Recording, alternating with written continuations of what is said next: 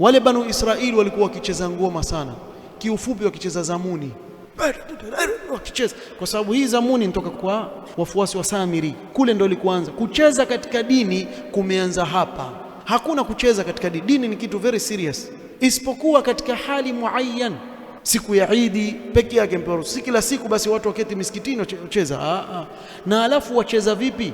Si kucheza kule katika kiuno, mchezo ambao wacheza ambao una faida katika jihad fi sabilillah, kama walivyokuwa kufanya masahaba. Tukishikana mkono hapa tukianza ndio yasaidia kwenye jihad gani? Labda jihad ya kula, lakini kama jihad ya panga haisaidii, wala ya bunduki haisaidii. Hati mcheza cheza hivi chaondoka, haisaidii chochote hiyo. Haimo hiyo ni michezo ambao wacheza wanawake, si wanaume. Mwanamume bwana acheze. Ukicheza mwanamume waanguka mbele ya macho ya watu. Ukianza kucheza tu vipi mwanamume mzima bwana katika bwana, waanguka mbele ya macho ya watu wakudharau.